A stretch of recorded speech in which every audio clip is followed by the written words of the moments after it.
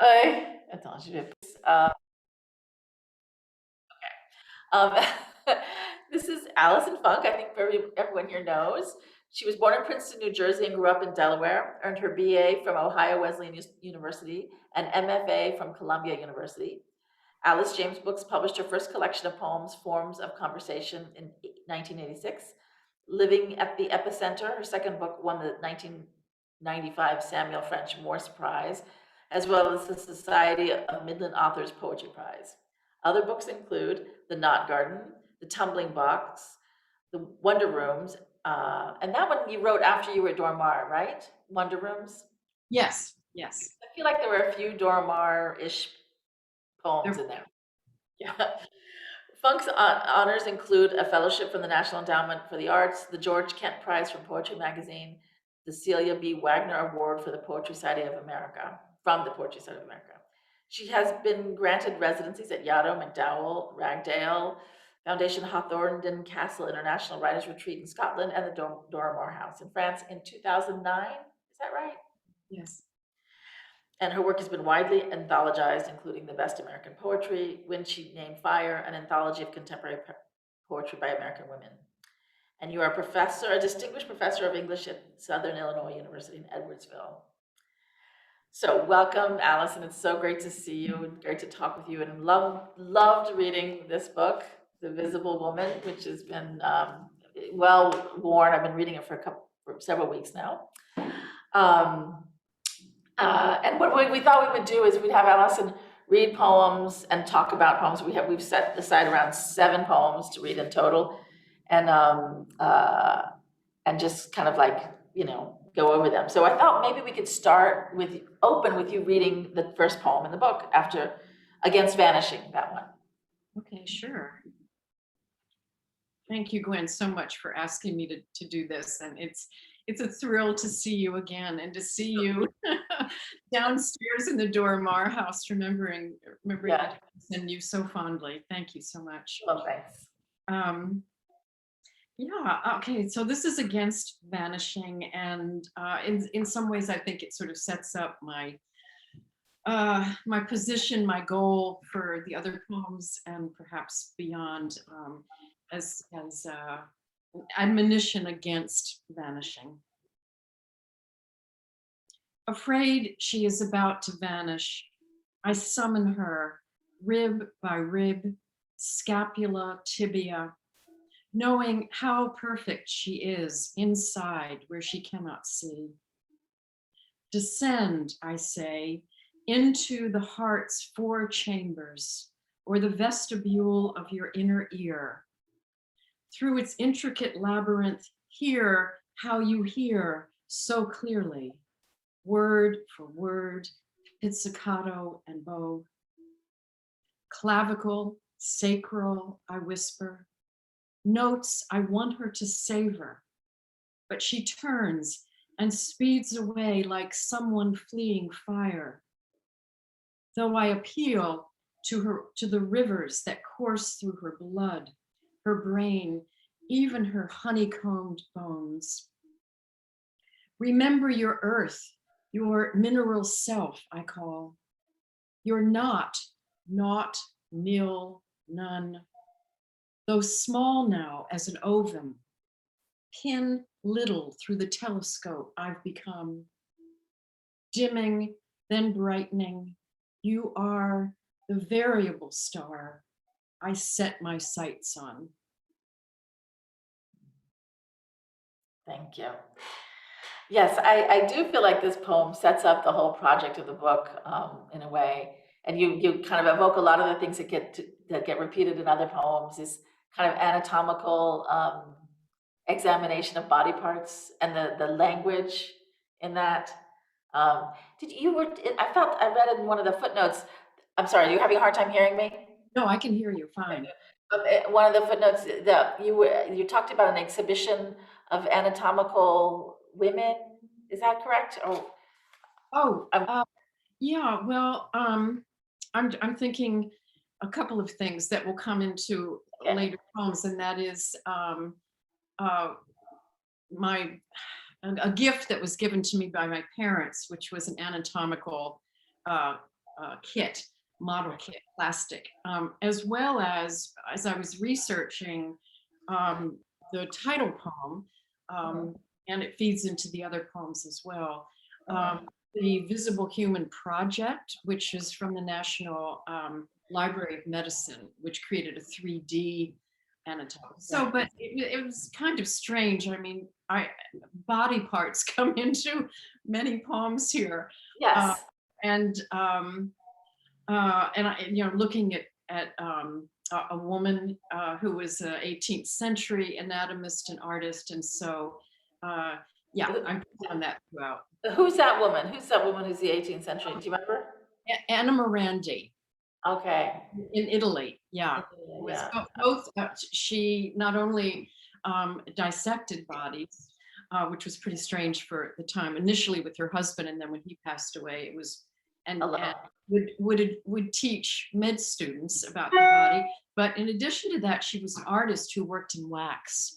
And Uh, maybe you're thinking too of in your question of Clemente Suzzini, who made wax models of women also yeah. in That's 18th century in Italy, which are just, yeah, which I've never seen, but are displayed in yeah. Italy Museum. I Mhm. have seen them, and I have a postcard, and I meant to bring it because it's on my bulletin. It's on my board in my office of women, pregnant women, these anatomical pregnant women that have the little lids that you lift up, and it's a post.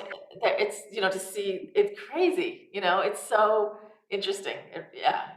Yeah, So it absolutely is. And yeah, and given names like the anatomical Venus, and one of the really strange things about these wax models from several centuries ago is that you can open up the abdomen and right, find right, organs and the uterus and fetus, but the heads of the women, which are very bizarre, which you can't go into, you don't go into the mines, are okay, these sort of gorgeous, model like, but model as in, fashion model with and right, with pearls and, ringlets. right, It's a very bizarre sort of cross section of anatomy and some kind of voyeurism. right. Like you Yeah. can peek inside in the guts, but you can't go inside the sort of beautiful face of it all. Yeah. Right. Right. The mind, of course, is irrelevant because they're women, but anyway. Right. There's that too. Well, actually, maybe we should read The Visible Woman, because then I wanted to talk about that those two kind of go next to each other, the Against Vanishing and The Visible Woman. So, Yeah. So this is the title poem, and as I noted a second ago, it was really precipitated by this gift that my parents gave me when I was about 10, which presumably was to teach me anatomy, female anatomy, as I entered into adolescence. And it's a very, so it's sort of circa 1960 or so. Evidently, they still make these Visible Woman kits, although they look a bit different. For some very strange reason, I continued long after I was 10 years old, even into, recent decade or two, to have dreams about the Visible Woman. huh. I still don't quite understand it, but in some ways, I think the book was a way of addressing that and trying to figure out, why am I preoccupied by this sort of toy anatomical model that I received as a girl? Um, and then as I was researching the book, as I mentioned, I found that the contemporary version, which is also called The Visible Woman, Uh-huh. was part of the Visible Human Project, done in a government agency. They started first with the man and then with the woman, and it's a little grisly, but the woman donated her body, um, and she was slivered into something like 5,000 paper thin slices that were then digitized. So this Visible Woman is available now and used to teach med students. It's a virtual Visible Woman. Wow. on the computer, and anybody can. In fact, I found out recently that even in high schools all around our country, I think it's international as well, um, biology classes, they use this, this site and the software. So somehow in the poem, the sort of 1960s Visible Woman and the contemporary one, both really designed to teach anatomy, um, merge, and somehow also, you know, Mary, the Madonna, comes into it too. Right. So, She's um, often there, yeah. speaking of women, okay, Right. the Visible Woman. She's virtual as well as visible on a screen that lets me enter through the gate of her ribs and fly so fast into her heart, I'm almost convinced it's pumping. Who knew inside I'd find symmetries vivid as mandalas monks create to erase? Mine too is a story of how we disappear. Yet I keep returning to the visible woman, the digital version scientists made from flesh, cross-sectioned, a feat unthinkable in the 1960s, when my visible woman arrived in a kit of little plastic organs and bones. Thinking I was done with dolls, my parents meant for me to recognize myself in this model as I grew, even encouraged me to open the box of extra parts labeled optional, the miracle of creation. But faced with the enlarged breastplate, pregnant uterus, and thumb-sized fetus, along with sheets of directions, skeletal, respiratory, nervous, endocrine, I quit, boxed up her vitals, and buried her at the back of my closet. Forgotten, she lay hidden for years until by accident I found her and my way on the web to her counterpart, where I discovered a woman's lungs bloom a deep rose. The heart is stained a shade lighter, close to the blush of Mary's gown in a Fra Angelico painting of the Annunciation.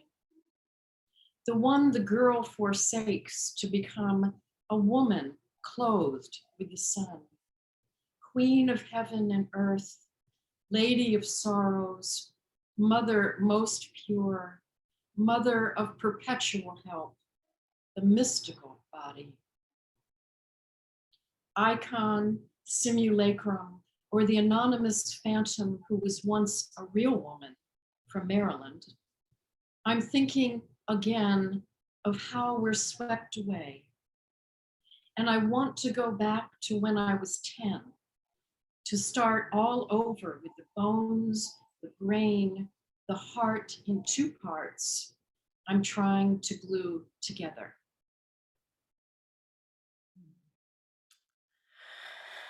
That's a great poem. Um, I of course thought when I saw the title, The Visible Woman, I thought about The Invisible Man, Yeah, you know, the novel by Ralph Ellison. And I yes. wonder if that was part of what you were evoking or that came later in a way. Um, Not really. Of course, when I came up with the title, I couldn't help but think of that book. Mhm.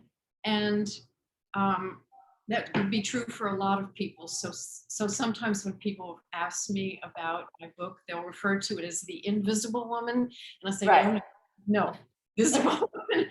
So it does play against that, because I think that, um, um, you know, this notion of women, how easily many women feel themselves to, be invisible or to become invisible, or the difficulties. Mhm. I think underlying the book probably is a concern that it's true for everyone, of course, but I see it as being maybe especially true for a lot of women, Mhm. certainly my generation, but I think beyond, that so often women find themselves in helper or caretaking roles, Yeah, yeah, um, with spouses, partners, parents, children, that in a way they become invisible to themselves, if not to others as well. I mean, I think there are two aspects. Like in that first poem I read,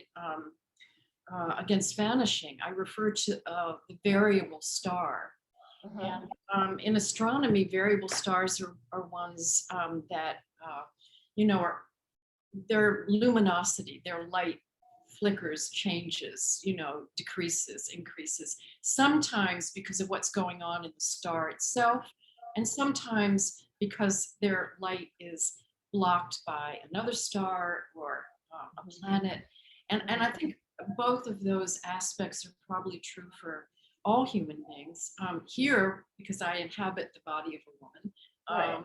and I explored uh, my own, version of that.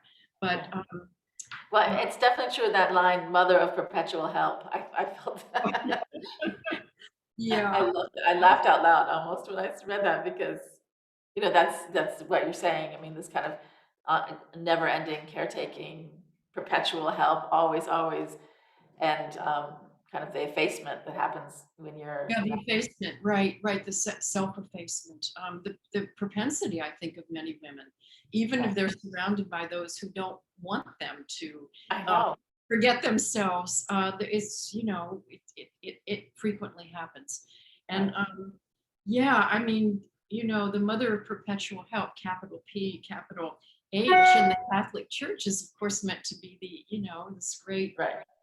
accomplishment, and certainly it is. I mean, compassion is maybe the most important quality we can have and summon as human beings.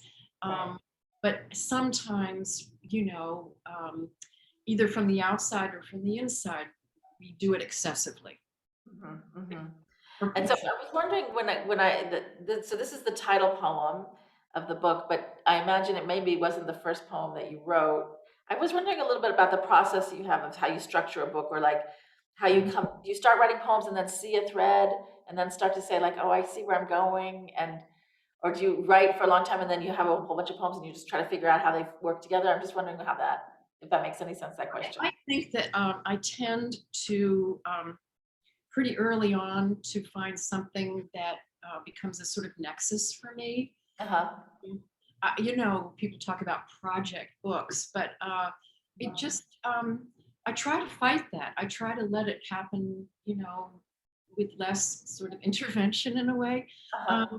this one, this one was very much started with the plastic model of the visible woman, Okay, and so that was really and, the and, the and key. everything came out of that. Even the Louise Bourgeois poems, what it was kind of strange that as I mentioned, sometimes I'll think about this strange plastic creature, and at one point I thought, um, I wonder where she is. And, did my parents save her? Did she, go to Illinois with me? In the book, I say she's in my closet, but in reality, I lost her along the way. Right. Yes. So when I was on a writing retreat, and the Visible Woman just came especially to me, and I thought, I wonder if I could, buy one. And so I went on eBay. It's the only time I've ever been on eBay, and I Uh-huh. I purchased a circa 1960 original, just like My Visible Woman. Okay. So she sort of, sat with me in a way, and then the poem sort of constellated Right. around her. I don't think I would have probably been inclined to write all these anatomy poems were it not for that, because Right. I don't know anything about anatomy, and it's I not know.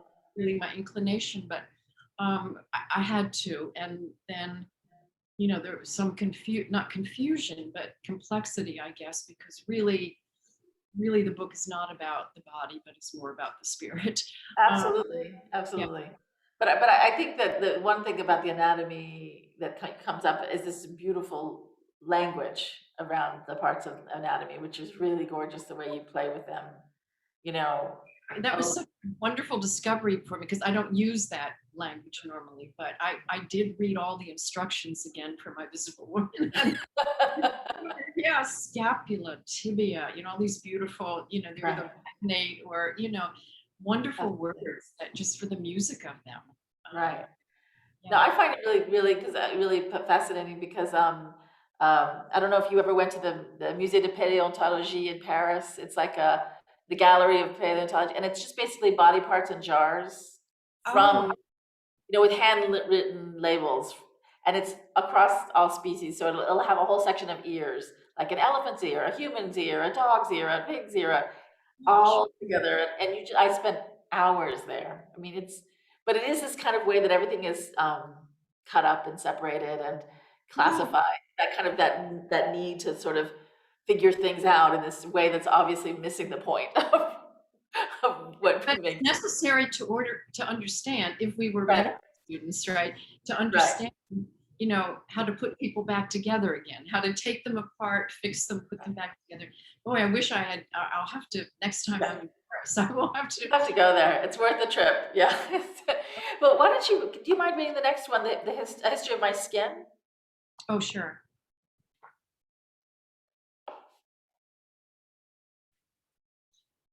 A history of my skin. And this poem really came from a strange travel back to teenage years that as any of us age, we discover we have sort of sunspots or these little, our skin changes color slightly, and it doesn't always, but to me, it suggested that it was from the sun. And I thought, well, when was I exposed to the sun much? Because I sort of worn hats for many years, but of course, when I was a teenager. And so this took me back to that time, to my life as in many ways a lucky American girl in the 60s when, what was going on uh, nationally in this country, uh, was the civil rights movement and riots and cities burning. And, I was in my bikini at the beach. So Right. um, a history of my skin. Just when I thought I'd finished reading it, I discovered a chapter I'd missed. Similar perhaps to finding one ancient text under another on the untanned skins of calves, scribes reused, rubbing them with pumice or lemon juice until the original nearly disappeared. Still damp from a shower, I noticed below my waist, between my left hip and navel, a little asymmetrical brown spot that told me sun once shone there long enough to leave its mark. Wondering when that part of me was last exposed, I doubled back to the 60s and a bikinied teen far from the cities that burned. Harlem, Newark, Watts, Detroit. Those summers I was tanning. By winter, my skin blank as a baby's again. I'd thought, no harm done, as if anything could be erased. Ignorance, my blindness. Look, I think since, find what else you're hiding from. So when I read this, I thought this was really about, white privilege, especially thinking about the Invisible Man and the Ralph Ellison, Yeah, and also the period that we're in. And so I thought you were making that yeah, and I didn't set out to write this poem. I right. mean, this poem really just sort of, I didn't know where I was going with it, but when I finished it, I realized, yes, Mhm. that is what it's about. Yeah. It's also about how we lie to each other, lie to ourselves about, And how ha- clueless we are when we're young. oh my gosh. No excuse, but yeah, Yeah, yeah, right. It's, yeah, absolutely. Yeah. So in a way, but it is so interesting because in a way that I feel like as you had this totem of the invisible girl in your, next to you that you had found, you were getting these, you're being transported back to that period of your life Yeah. and kind of, Yes. Yeah, I think the first section of the book really does, to a large extent, explore the past, girlhood, and mhm, moving from girlhood into becoming a woman and ultimately mother.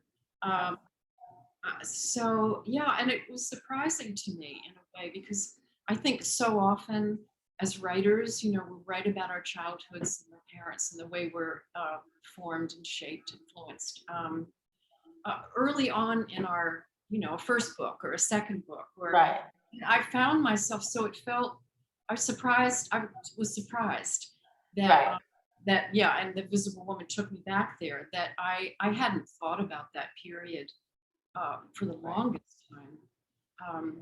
And it all came back to me. Yeah. right. And I don't know your work well enough, but I feel like in a way you haven't written about that period very much, have you? Uh, Not really. Maybe in my very first book, there are a couple of Mhm, poems, but for the most part, no. I mhm. haven't. I found, um, yeah, it felt largely new to me. Right, this new Mhm. terrain, yeah. Yeah. Um, so because the other thing that this book has a lot to do, or you bring her up over and over again, is Louise Bourgeois, the artist, and who I love, and I love reading your Louise Bourgeois poems, and they're throughout the book, and it makes sense in a lot of ways. But I wanted you to read The Good Mother in the Art of Louise Bourgeois, and then talk, or before or after, talk to us about why Louise Bourgeois and how that came into this project or this book. Yeah, these Yeah, work. These, sure. Uh, well, I really, taken back now to 2009 when I was a resident of the Dora Maar House, and I was somewhat familiar with the work of Louise Bourgeois before that, but not deeply. I'd seen her Mammon, her big spider sculpture in London, but I really hadn't spent much time with her. And at the door, near the Dora Maar House, for those people who have not been there, um, it's Bonnieu, a little town that's not far from Maynard, has, I discovered when I was there, this chapel, the Louise Bourgeois Chapel, which at one point had been a convent, but then was purchased by someone who not only made it into a very small museum, as it were. There are probably only about 10 pieces in it, so it's very sparse, very small space. But he, very, close to the end of Bourgeois' life, uh, commissioned her to create a number of pieces just for that space. And when I went to visit, it's hard to find in Bonnier, and it's open on certain hours, but somehow I managed to get there, and I just was really moved by the work. Um, there was, something that looks a bit like a confessional. it is, Um, but yeah. yeah, and it's called Resurrection, and it's in a sense in the series of pieces of sculptures that Louise Bourgeois did, which are called cells, CELLS. There are some well over 30 around the world. Okay. Um, that was astonishing to me, as were so many other of the images, and maybe this is in part why Mary came into My Visible Woman poem, is because even though, from what I can understand, Bourgeois sort of, abandoned the faith that she was raised in, as born in France, raised as a Catholic artist. Um, but nonetheless, we see these images which of, for example, there's under a bell jar, there is this cloth woman, virgin, not virgin, but Mary, holding a little doll-like, infant. And anyway, Bourgeois explores motherhood in lots of ways. But that experience of being able to go to the Louise Bourgeois Chapel in Bonnieu in France really was a catalyst for continued attention that I paid to Bourgeois, and the ways in which so often She presents in both her prints and her drawings and etchings and sculptures, body parts. And very, very often, we have women who are missing heads, very often. So the poem, Gwen, that you asked me to read is one of many poems of hers called The Good Mother. She did all through her life, and she lived almost 100 years. I realized didn't know at the time she had only one more year to live. Yeah, one more year to live after I went to that. She was alive when I went to that chapel in Bonnier, which felt really interesting to me. So, there are these well-known images that she created of the Good Mother. And very often her images have a woman who's missing a head and has a house instead on her neck. This is, when I first wrote this poem, it was originally in response to a digital piece that had fabric collage. But the more I revised it, the more I wanted to suggest, the many, many images that Bourgeois created that she titled The Good Mother. The Good Mother in the Art of Louise Bourgeois. They're all here, the women she's come from, although the artist named her Good Mother alone. See through gossamer thin as a scrim, her ghostly housewoman, knife woman, even a reckless, youthful Athena at her loom, beating the weft into a shield and a spear, helmet, then breastplate. I dare you, she shrieks, to which, weaving faster, Arachne answers for all the victims of tricksters, for those lusted after. Beware the bull, the swan, a shower of coins. At what cost do we make art, you wonder? Knowing Arachne, the contest's winner and loser, came close to putting her head in a noose. But see, hanging here on linen, how indelibly she imprinted herself. The spider, the woman Arachne became, the mother, us.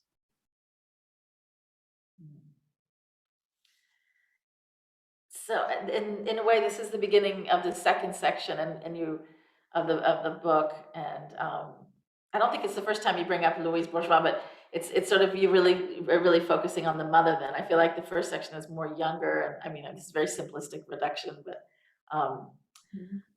what I was curious about was, how you use, because I feel like you've done this before, you've told me this, you use these women artists or other women as almost like mentors or guides in your work. How can you tell us a little bit about that, how that works for you? Yeah, I seem to be repeating myself in doing this sort of book. I vowed not to do it next time. No.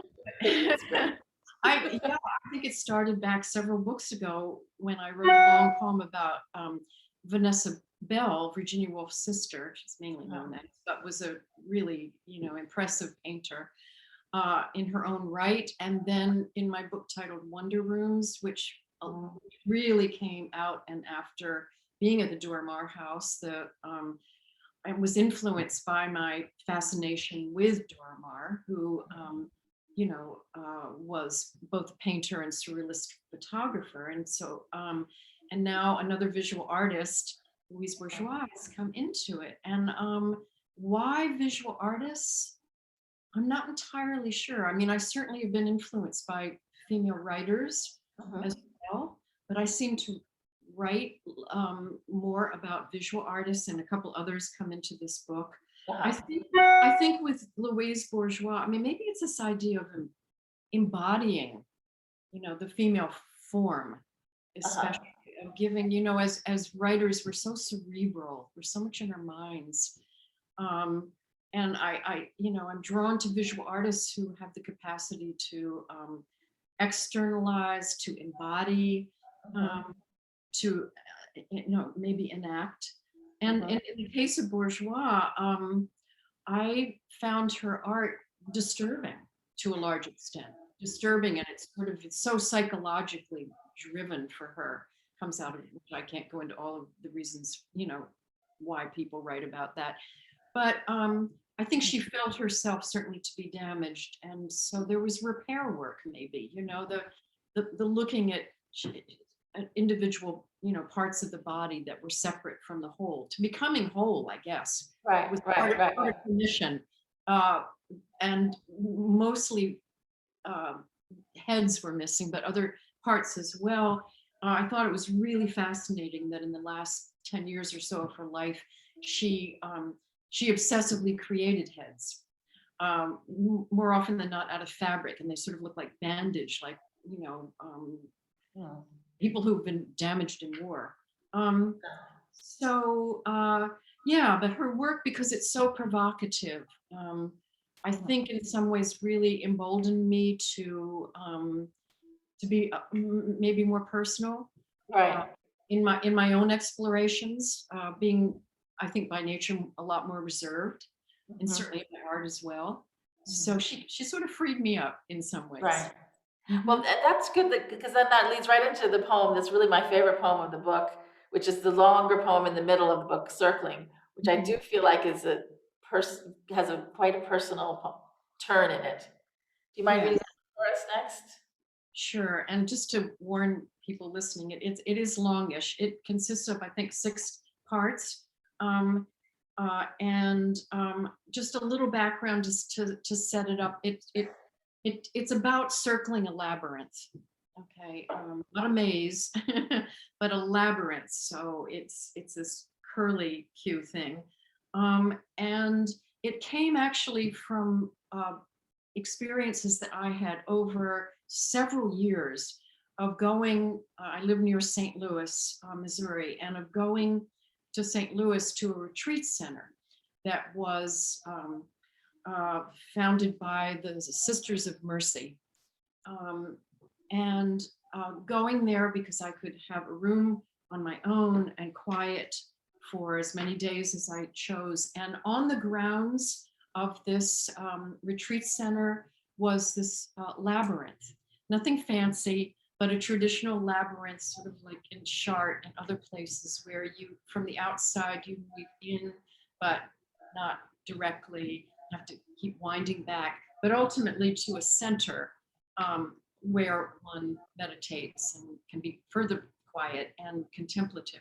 The one thing I want to say, because it might be hard for people hearing it for the first time, is that at the center of this particular labyrinth, which is not typical, was a tree. And from the tree were hanging all these sort of little totems and trinkets that pilgrims, as it were, or other people walking this labyrinth had carried with them and hung. It's almost like a Christmas tree. So they weren't ornaments, but they were really powerful indicators of perhaps what took them there. And a lot of them, not all of them, but a lot of them, some would say, sober for 90 days or, but a lot of them seem to be almost memorial in their sense, often for children who would seem to be daughters or sons who had been lost. So that may help you to visualize. Circling, 1. I'm walking the path of a labyrinth, as if traveling a recurrent dream, here and not here, my mind mazy as the way in past the blue irises, bearded and Siberian. Among the distractions of ones so like tropical fish, their buttery petals swim in the undulant wind. By summertime, in full sun, my shadow moves ahead of me, turning round and around, drawing me on. When it snows and the stones arranged to mark the way lie buried, I think of the blind, the to and fro of the long stick they swing to navigate a new sidewalk or unfamiliar ground. And so I use my right foot like a cane, tapping every snowy mound. I wonder at times what it would be like to be here at night when the moon is covered with clouds, no flashlight to guide me. With the pathways in my brain ingrained over time lead me as the blind are led some days by a sighted companion.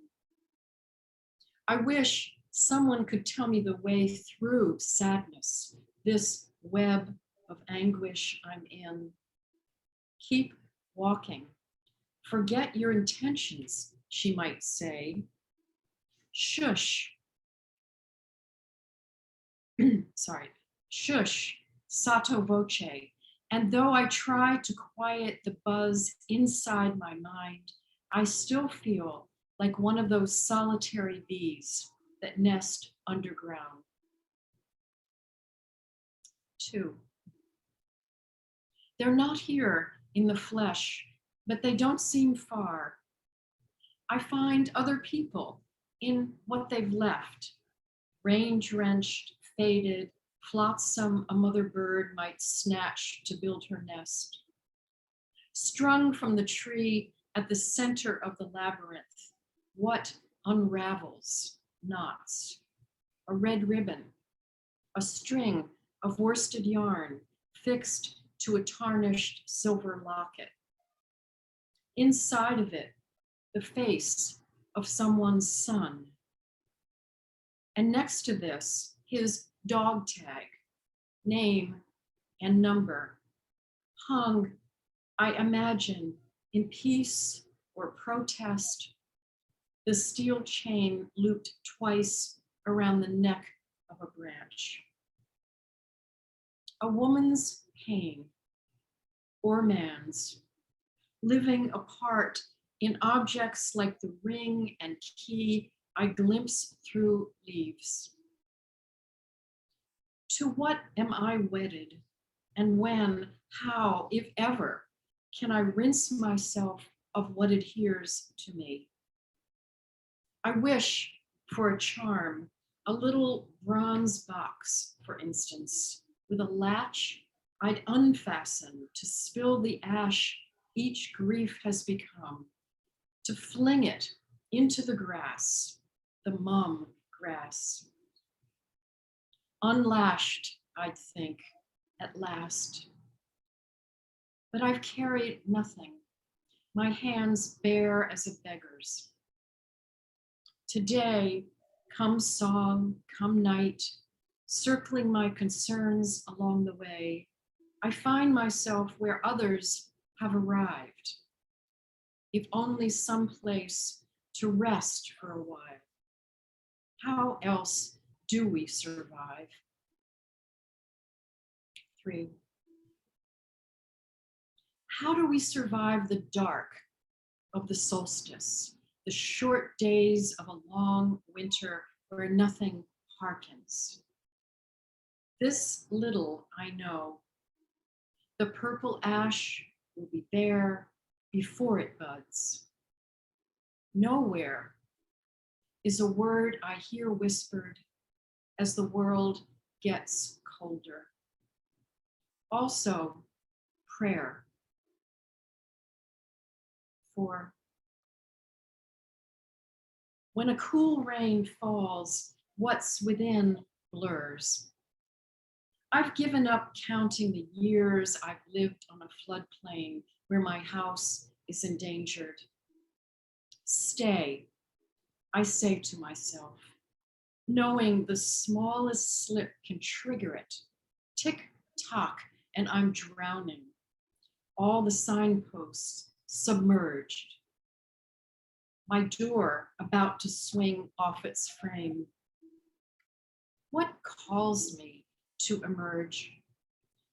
The heady scent of hyacinth, an iris like a hand extended from the verge of a past I thought I'd lost. a place I went to be alone. In the temple of Apollo, the gods created a sacred space around the Omphale stone, navel at the core of their world, axis mundi. Now, in the dream I'm having, mournful strangers arrive in procession, wheeling one around another before I recognize her and her in the chorus forming near me. Jane, who was Ursula's mother, Denise, who was John's. Among those I can't name, their numbers swelling.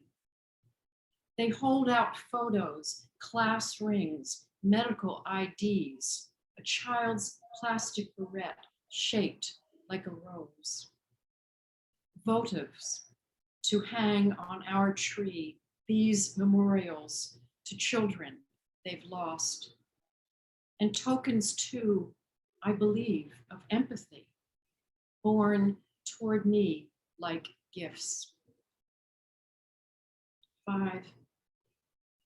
The contemplative promises what's cruel will in time turn merciful. When I was young, I wrote of what befalls us, sensing they were inseparable, being and falling.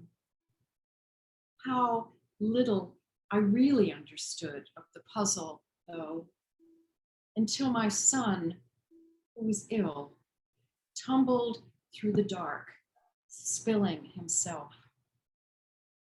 Slim as a candle's flame, guttering the little breath still in him.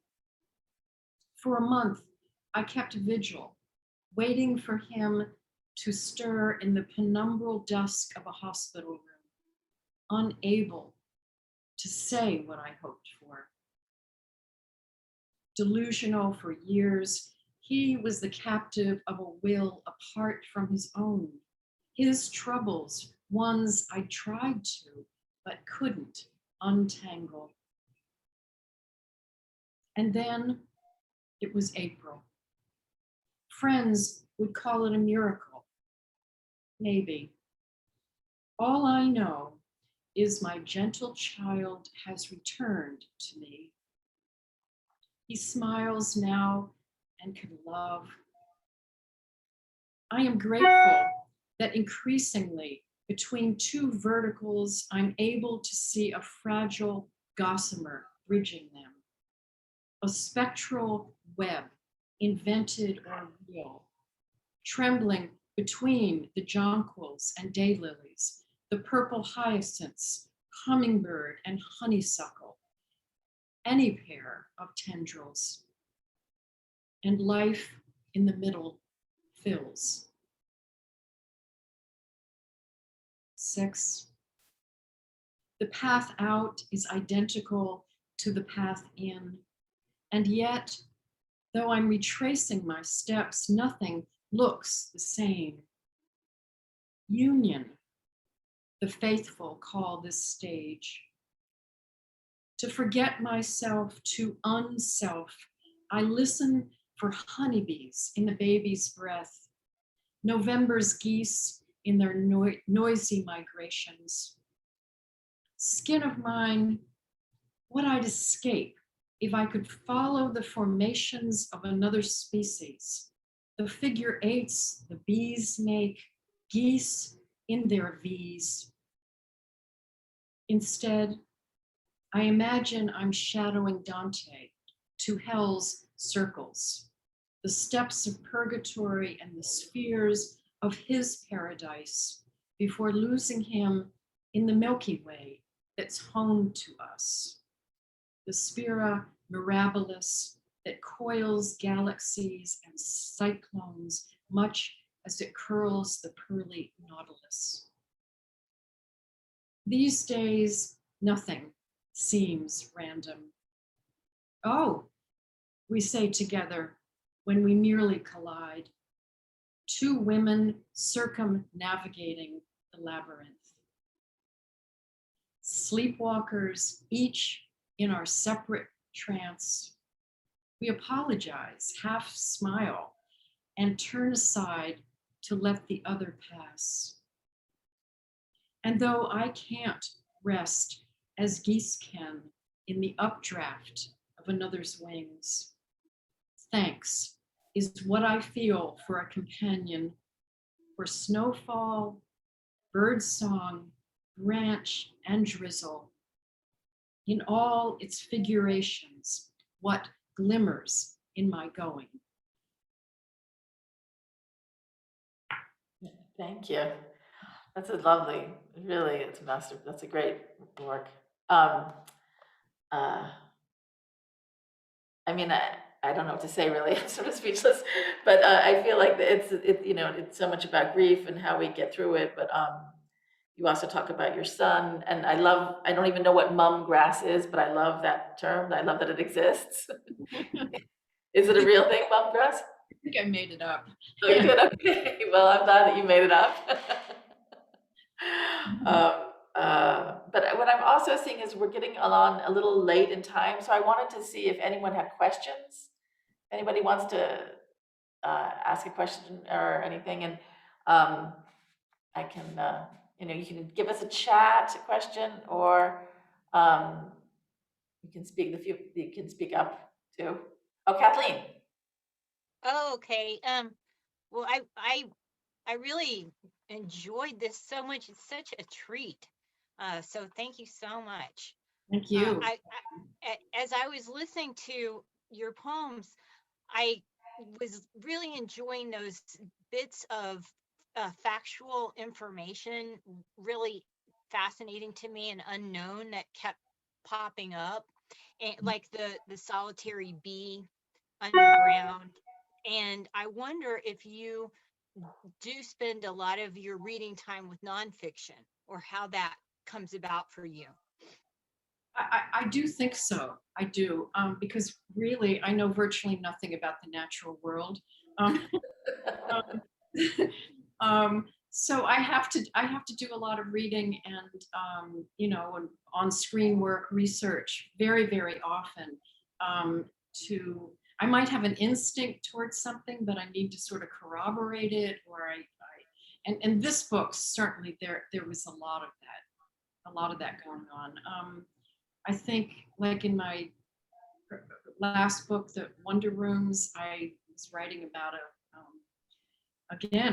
actually it was 18th century, 17th, 18th century naturalist, and read an amazing book, nonfiction book about the woman that I was investigating. So yes, I'm very drawn to nonfiction or research that enables me to create a sort of real world for my imagined one.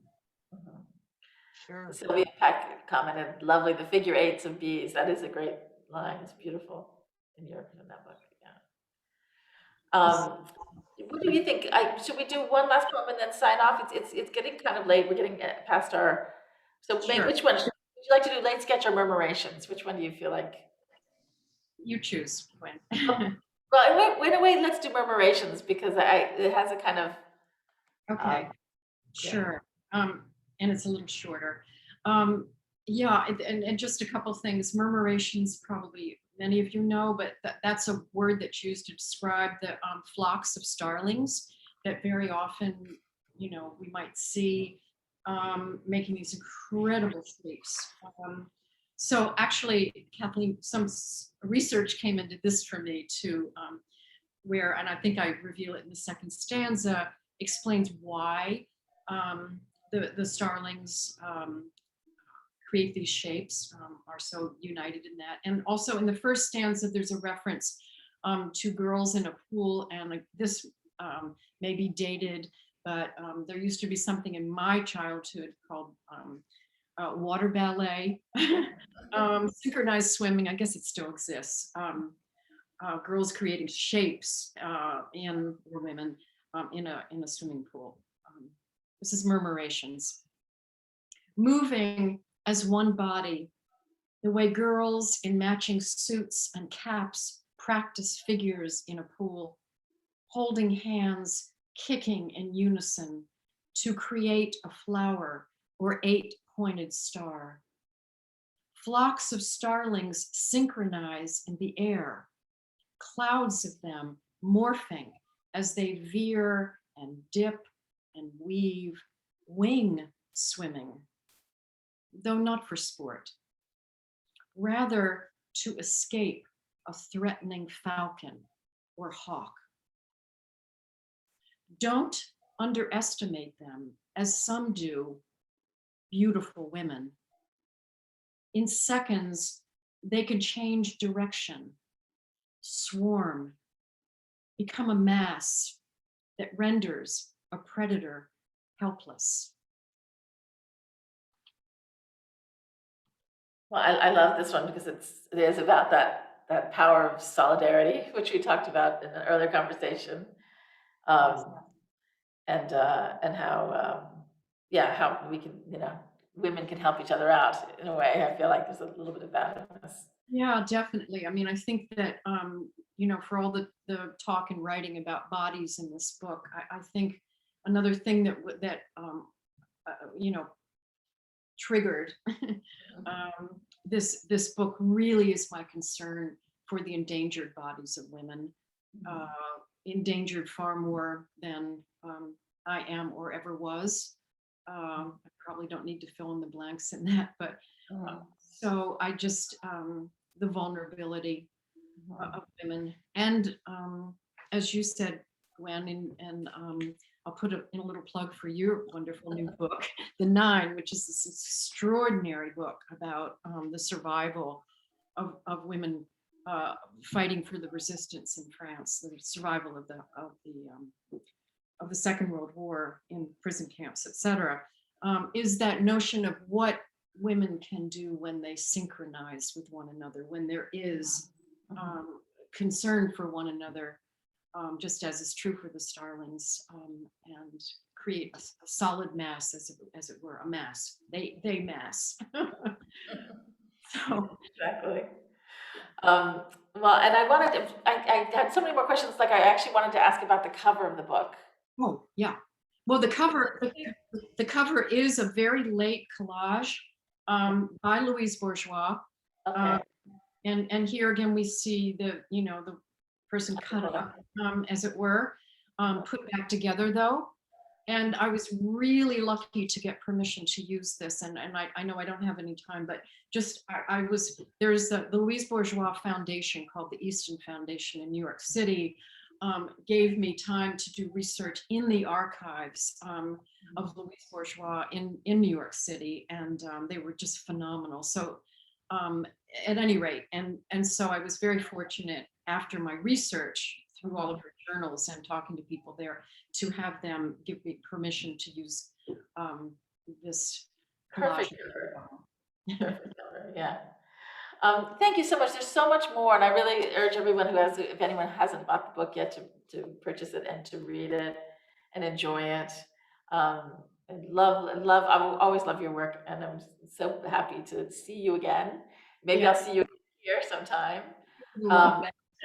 You're making me sick, and you're making me. And I'm so glad that you saw the Louise Bourgeois Chapel, because it's a little hard to get to, and it's a little gem, so it's great. Yeah, truly is. Yeah, and it made such a difference, really, in the writing of this book for me. So I thank the Dora Maar House and Gwen for important work in this book as well as my previous one. Great, and thank you, Don, for your comment, and for the group of people who came. Then we will have the recording. I will duly put it up online in the next few days for those who weren't able to see it. Thank you so much. Thank Bye-bye. you. Thank you. Bye-bye. Bye.